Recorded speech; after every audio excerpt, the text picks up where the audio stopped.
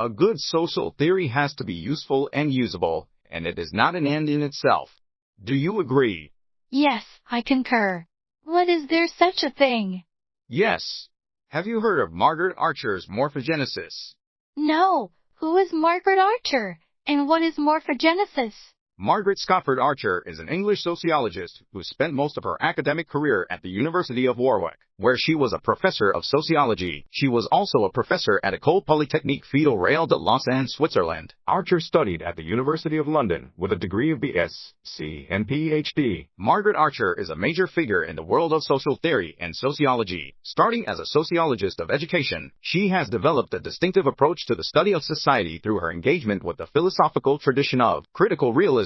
Through a critique of how these ideas have been applied in the social domain, she has progressively developed and refined a view of what she terms the morphogenesis of society. Interesting. Tell me more. Professor Archer is one of the outstanding sociologists of the last 50 years and one of the founding social theorists, philosophers, and methodologists responsible for the development of critical realism. Her work covers many strands of realist social theory, beginning with important conceptual developments regarding the structure-agent problem, related work on analytical dualism, structure, agency, and culture (SAC), and what has become known as the morphostatic morphogenetic approach. Her work has provided influential resources for critique of post-structuralist and postmodernist thought, and amongst other things, she has drawn important attention to the nature of human personhood and reflexivity for any adequate account of social reality.